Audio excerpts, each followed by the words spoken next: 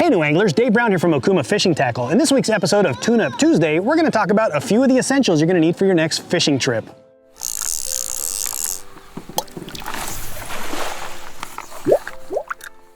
The most key component you're going to need is your rod and your reel. This happens to be a spinning rod and a spinning reel.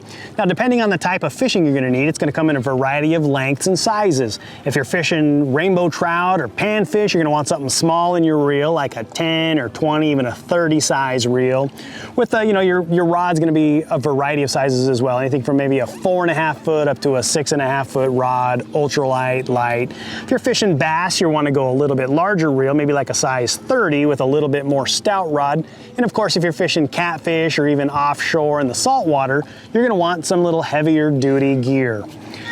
Next thing you're going to want to look at is going to be your line. You're going to have line on your rods and reels. So a good, nice, strong monofilament line is going to work out perfect for what you're doing. You can also use braid and fluorocarbon, but a good basic line is what you're going to need for that rod and that reel. And then from there, there's going to be a variety of options of things that you can have, and a couple things to keep in mind the next time you're out shopping, things that you might not necessarily think about.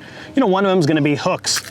Always want to keep in your box a nice little variety of hook sizes. Treble hooks, J hooks, worm hooks. It just depends on what you're doing out there. These happen to be some little size 14 treble hooks for fishing things like dough baits.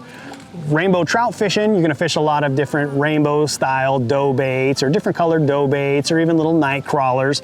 A nice little treble hook is going to work out perfect for you.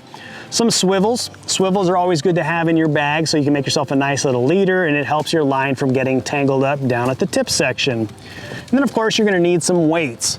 These happen to be some little barrel sliding weights, but there's a variety of different kind of weights that you can use. That just happens to be a little barrel weight. So a variety of weights, hooks and swivels, and then of course your dough baits. Then from there, you can always expand your collection of items that you're going to need, like a nice pair of forceps.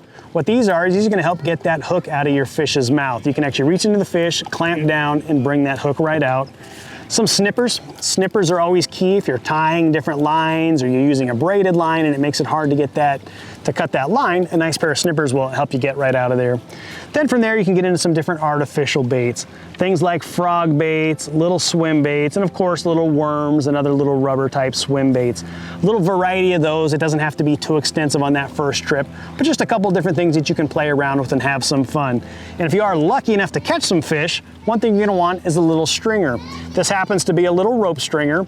You put it in through the fish's mouth and the gill, you row up through the other side, and then you can keep your fish fresh. It's going to be a long rope, you keep it in the water, and that fish is going to last a little bit longer out in that water for you. And then something basic you might not even think about is just a rag. Something that you don't mind getting dirty. You're going to be fishing these fish everywhere. They get a little bit slimy, but something you can keep your hands nice and clean on. And if you are lucky enough to keep some fish, a fillet knife. A lot of guys don't think about keeping a fillet knife with you. Something basic. Most of your stores are going to have something basic in that $5 to $10 range. It doesn't have to be a super high-end knife, but of course there's some beautiful knives out there as well. But a nice little fillet knife and a little tackle box. You don't have to have something giant with a ton of trays, but something basic. Okuma makes some nice tackle boxes as well, but this happens to be a nice little plastic couple chamber box, 2 little latches. You can keep all your stuff stored inside. Overall, that's just a little idea of a couple things that you might need for your next fishing trip. A lot of things that people don't think about that they need to grab. For more tips, techniques, and of course gear recommendations, make sure you visit okumafishingusa.com.